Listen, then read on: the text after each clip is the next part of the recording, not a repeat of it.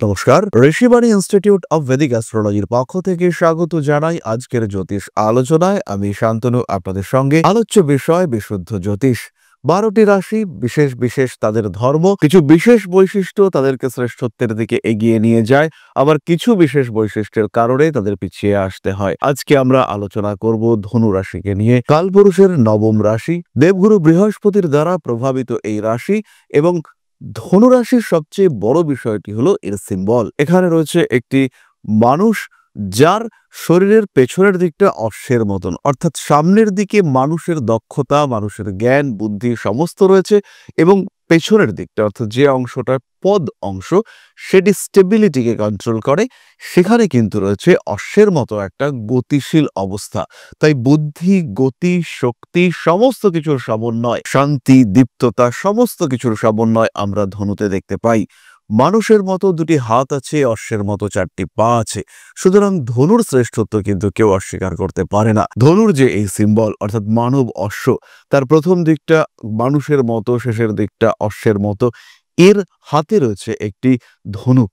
সেই ধনুকে তীর চড়ানো হয়েছে, কিন্তু সেই তীর ছাড়া হয়নি। তাই তার মধ্যে রয়েছে যুদ্ধ করবার ক্ষমতা, তার মধ্যে রয়েছে লড়াই করবার যোগ্যতা, কিন্তু সে নিয়ন্ত্রিত। তার মধ্যে রয়েছে ধৈর্য, তার মধ্যে রয়েছে সংযম।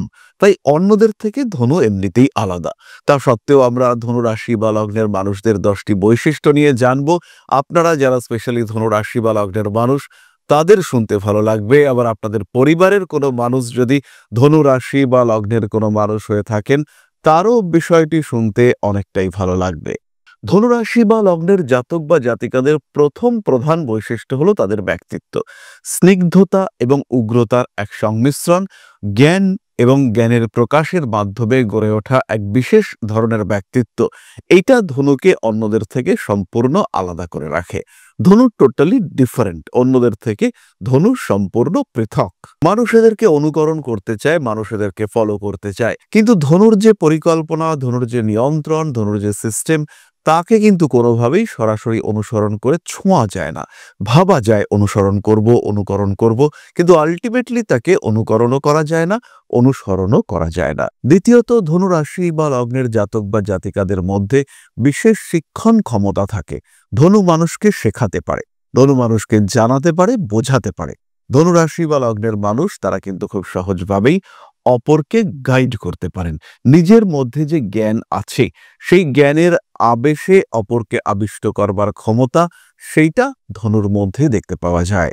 এরা এদের শিক্ষক সুলভ আচরণের জন্য সাধারণভাবে সমাজে প্রতিষ্ঠিত হয়ে থাকেন এবং সমাজে সুপরিচিত হয়ে থাকেন। কোনো কোনো সময় বা অনেক সময় এদের যে এই শিক্ষক সুলভ আচরণ বাড়ির মানুষজন, আশেপাশের মানুষজন সরাসরি মেনে নিতে পারেন তা কিন্তু নয়, কিন্তু বেশিরভাগ ক্ষেত্রেই দেখতে পাওয়া যায় তাদের এই আচরণের কারণে তাদের গুরুত্ব, প্রয়োজনীয়তা বৃদ্ধি পায়। তৃতীয়ত, ধনু রাশি বা লগ্নের জাতক বা জাতিকাদের মধ্যে নিয়ন্ত্রিত আক্রমণাত্মক ভাব দেখতে পাওয়া যায়।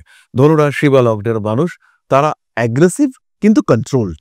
যুদ্ধে নামলে ধনুকে পরাজিত করা প্রায় অসম্ভব, কিন্তু যতক্ষণ ধনু যুদ্ধে নামছেন না, ততক্ষণ কিন্তু তিনি সম্পূর্ণ যুদ্ধবিমুখ। যদি বাধ্য হন যুদ্ধে লড়াইতে নামতে, সেই ক্ষেত্রে তিনি অপরাজেয়, কিন্তু যতক্ষণ পর্যন্ত যুদ্ধে তিনি নেই, তার মধ্যে যুদ্ধ করবার প্রতি কোনো রকম আকর্ষণ সেটাও কিন্তু নেই। তাই এই নিয়ন্ত্রিত পরাক্রম, এটা কিন্তু ধনুকে অবশ্যই শ্রেষ্ঠত্ব প্রদান করে থাকে। সিংহ রাশির মতো ধনুরাশি বা লগ্নের মানুষদের মধ্যেও নেতৃত্ব দেওয়ার ক্ষমতা দেখতে পাওয়া যায়, কিন্তু সিংহের নেতৃত্ব যেমন স্ব আরোপিত, কিন্তু ধনুর নেতৃত্ব, মানুষ ধনুকে তার জ্ঞান এবং বিচক্ষণতার জন্য নেতা পদে বরণ করার চেষ্টা করে। যে কোনো জায়গায়, যে কোনো ক্ষেত্রে নিজের অভিজ্ঞতার মাধ্যমে ধনু কিন্তু নেতৃত্ব দিয়ে থাকেন। সেটা বাড়ি হতে পারে, সেটা পাড়া হতে পারে, সেটা এলাকা হতে পারে। ধনুর মধ্যে একটা কন্ট্রোল করবার ক্ষমতা দেখতে পাওয়া যায়। খুব সহজভাবেই ধনু কিন্তু সমস্ত বিষয়কে নিয়ন্ত্রণ করতে পারেন। পঞ্চমত, ধনু রাশি বা লগ্নের মানুষ সিস্টেম ফলো করতে পছন্দ করেন। এরা কিছুটা অর্থোডক্স, রক্ষণশীল প্রকৃতির হয়ে থাকেন। কোনো পরিবর্তন যে এরা চট করে মেনে নিতে পারেন তা কিন্তু নয়, তবে যুক্তিবাদী মানসিকতা এদের বৈশিষ্ট্য। যুক্তি যদি বলে, সিস্টেম যদি বলে, এরা ভাবনা চিন্তা করেন এবং সেই ক্ষেত্রে ভাবনা চিন্তার পরে এরা কোনো নতুন জিনিসকে গ্রহণ করতে পারেন। ধনুরাশি বা লগ্নের মানুষদের রক্ষণশীলতা যেমন প্রশংসনীয়, যেমন বেশি, ঠিক তেমনভাবেই নতুন কিছু বিষয়কে গ্রহণ করবার ক্ষমতাও কিন্তু অনেকটাই বেশি। পঞ্চমত, ধনুরাশি বা লগ্নের মানুষরা সাত্ত্বিক। এরা ঈশ্বরে বিশ্বাসী, অত্যন্ত ধর্মভীরু এবং নিজের অনধিকার চর্চা এটা কখনোই এরা পছন্দ করে না।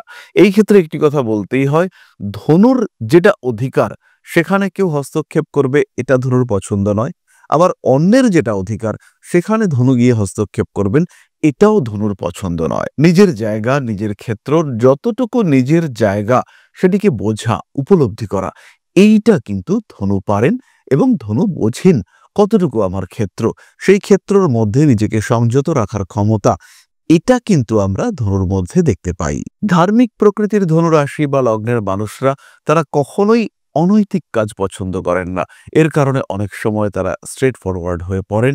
যদিও তারা মানুষের সঙ্গে বিভেদ পছন্দ করেন না, কিন্তু নিজের যে নীতি, নিজের যে এথিক্স সেটাকে বর্জন করে অন্য কোনো দিকে যাওয়ার প্রচেষ্টা, এটাও কিন্তু ধনুর ক্ষেত্রে কখনোই দেখতে পাওয়া যায় না।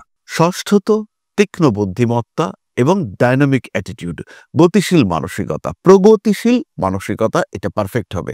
তাহলে বুদ্ধিমত্তা এবং প্রগতিশীল মানসিকতার সমন্বয়ে গঠিত ধনুরাশি বা লগ্নের মানুষরা তারা কিন্তু সকলের কাছে অতি সহজে প্রিয় হয়ে পড়েন। ধনুর স্মৃতিশক্তি ভালো, ধনুকে মানুষ অ্যাকসেপ্ট করতে পারেন, ধনুর সঙ্গে মানুষের অ্যাটাচমেন্ট, ক্লোজনেস এটা অনেকটাই বেশি হতে দেখতে পাওয়া যায়।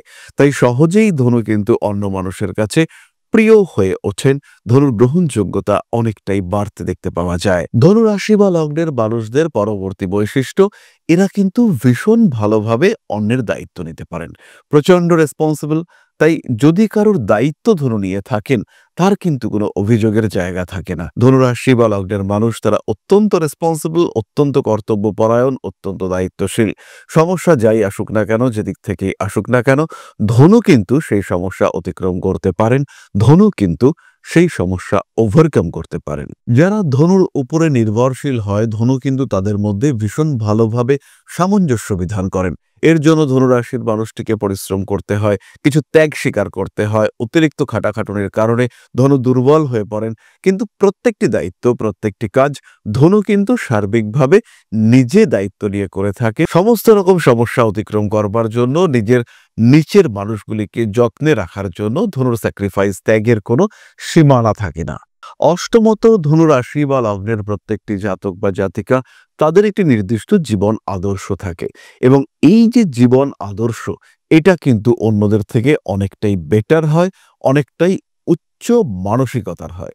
ধনুরাশি বা লগ্নের মানুষরা তারা এই আদর্শ থেকে নিজেদেরকে সরিয়ে আনেন না, এবং এই উচ্চ আদর্শ রক্ষা করবার জন্য তারা সব সময় কন্টিনিউয়াসলি প্রচেষ্টা চালিয়ে যান।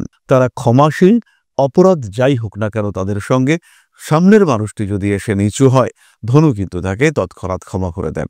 সামাজিকতা বোধ চরম মাত্রায় দেখতে পাওয়া যায়, এবং ধনু সবসময় নিজের সত্তা তাকে কিন্তু বিঘ্নিত করতে চান না। নিজের সত্তাকে বজায় রেখে, নিজের অস্তিত্বকে বজায় রেখে এগিয়ে যাওয়া, এগিয়ে চলা, এটাই ধনুরাশির পছন্দ, এটাই ধনুরাশির জীবনের অন্যতম অঙ্গ। নবমত, ধনুরাশির আমরা প্রথমেই বললাম স্মৃতিশক্তি ভীষণ ভালো, বৃহস্পতি প্রভাবিত হওয়ার কারণে তার স্মৃতিশক্তির লেভেলটাই আলাদা। নবমত, ধনুরাশি বা লগ্নের মানুষরা পড়াশুনো করতে ভীষণ ভালোবাসেন। বিভিন্ন সাবজেক্ট সম্পর্কে জ্ঞান আহরণ করা, বিভিন্ন বিষয় সম্পর্কে জানা, প্রচুর পড়াশুনো করা, মানুষের জীবনকে নিজের জ্ঞানের মাধ্যমে প্রভাবিত করার চেষ্টা, এগুলি ধনুর ক্ষেত্রে দেখতে পাওয়া যায়। ধনুরাশি, ধনুলগ্নের মানুষ তারা খুব সহজেই অন্যের সঙ্গে ডিপ অ্যাটাচমেন্ট ক্রিয়েট করতে পারেন। এরই সঙ্গে সঙ্গে তারা বিজ্ঞান মনস্ক হয়ে থাকেন। বিভিন্ন ওষুধ সম্পর্কে জ্ঞান অর্জন, এটা ধনুরাশির মানুষদের ক্ষেত্রে দেখতে পাওয়া যায়। বেশ কিছু মানুষ তারা হোমিওপ্যাথি প্র্যাকটিস করেন, তাদের মধ্যে একটা হিলিং করার টেন্ডেন্সি সেটা দেখতে পাওয়া যায়। জ্যোতিষের প্রতি ধনুর আগ্রহ, এটাও ভীষণভাবে দেখতে পাওয়া যায়। দশমত, ধনুরাশি বা লগ্নের মানুষরা তাদের গাম্ভীর্য, গুরুগম্ভীর অ্যাপিয়ারেন্স, জ্ঞান প্রকাশের ক্ষমতা, তার সঙ্গে সঙ্গে মার্জিত বিহেভিয়ার, এর কারণে সর্বজনবিদিত সর্বজনপূজিত সত্তায় বিরাজ করে থাকেন।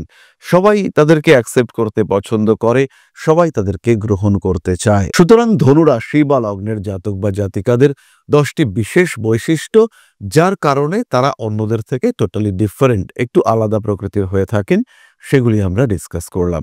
এগুলি ছাড়াও ধনুরাশি বা লগ্নের মানুষদেরকে দেখতে সুন্দর হয়ে থাকেন। তারা সাধারণত গৌরবর্ণ অর্থাৎ ফর্সা প্রকৃতির হয়ে থাকেন। তারাও বেশ রোমান্টিক এবং ভালোবাসার মানুষটিকে আগলে রাখা, একটু অভিভাবক সুলভ বিহেভিয়ার করা এটা পছন্দ করেন।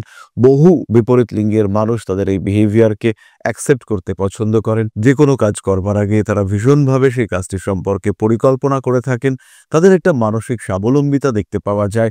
এগুলি ধনুরাশি প্রত্যেকটি বিশেষ বৈশিষ্ট্য। প্রথমেই বলে নিতে চাই, যারা জ্যোতিষ শিখতে চাইছেন, এটিকে নেশা অথবা পেশা হিসেবে গ্রহণ করতে চাইছেন, এটিকে আপন করে নিতে চাইছেন, এই সমস্ত মানুষ যারা জ্যোতিষকে শিখতে চাইছেন, একে ভালোবাসতে চাইছেন, সেকেন্ড প্রফেশন হিসেবে তৈরি করতে চাইছেন, অর্থ উপার্জনের একটি মূল উৎস হিসেবে গ্রহণ করতে চাইছেন, সেই সমস্ত মানুষদের জন্য ঋষিবাড়িতে জানুয়ারি মাস থেকে অনলাইন এবং অফলাইন মোডে জ্যোতিষ শিক্ষার ক্লাস শুরু হতে চলেছে। যারা জ্যোতিষ শিখতে চান সরাসরি আমাদের সঙ্গে যোগাযোগ করুন, হেল্পলাইন নাম্বারে কন্ট্যাক্ট করে ভর্তি হয়ে যান যত দ্রুত সম্ভব। এবার চলে আসা যাক প্রশ্নোত্তর পর্বে। প্রশ্ন করেছেন দেবাশিস বোন, date of birth 26/10/1989, time 9:30 PM, place Katwa, সরকারি চাকরির সাফল্য এবং আর্থিক অবস্থা কেমন যাবে এই বিষয়ে একটু বলুন। দেবাশিস বাবুর প্রশ্নে আসার আগে একটি বিষয় বলি, অনেকেই প্রশ্ন করছেন কিন্তু অসম্পূর্ণ।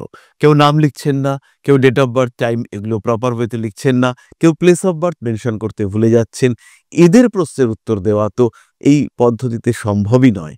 তাই প্রত্যেককেই অনুরোধ করব, যারা প্রশ্ন করছেন তারা নাম, ডেট, টাইম, প্লেস এগুলো সঠিকভাবে মেনশন করে কমেন্ট করুন, আমরা অবশ্যই উত্তর দেওয়ার চেষ্টা করব। দেবাশিস বাবু, চাকরি প্রাপ্তির সংযোগ অনেকটাই বেশি। 2025 এন্ড 26 আপনার চাকরি প্রাপ্তি, চাকরির ক্ষেত্রে উন্নতি ইত্যাদি সম্ভাবনা অনেকটাই বেশি। এর আগে 26 বছর বয়সে আপনার চাকরি প্রাপ্তির যোগ তৈরি হয়েছিল এবং এই অবস্থায় আবার আপনার কর্মযোগ সৃষ্টি হয়েছে। সুতরাং এই সময় একটা প্রমোশন, ডেভেলপমেন্ট, ট্রান্সফার ইত্যাদি হওয়ার সম্ভাবনা রয়েছে এবং যেটা বেনিফিশিয়াল। আর্থিক অবস্থা মাঝারি, প্রচুর অর্থের উপার্জন বা সঞ্চয় আপনার ক্ষেত্রে হবে আমি কখনোই বলবো না, কিন্তু যখন যেমন প্রয়োজন, যখন যেমন দরকার, সেই অনুযায়ী অর্থনৈতিক অবস্থার ইমপ্রুভমেন্ট, ডেভেলপমেন্ট এটা আপনি বারবার দেখতে পাবেন এবং অর্থনৈতিক দিক থেকে দুশ্চিন্তা এটা আপনাকে কখনোই করতে হবে না। তাহলে আজকের আলোচনা আমরা আর দীর্ঘায়িত করব না। সবাই সুস্থ থাকুন, ভালো থাকুন, সঙ্গে থাকুন। মা শ্রী শ্রী আদিশক্তির আশীর্বাদে আপনাদের সমস্ত দুঃখ লাঘব হোক। মায়ের আশীর্বাদে আপনাদের জীবন আরো আরো আরো সমৃদ্ধ হয়ে উঠুক। জয় মা আদিশক্তি। নমস্কার।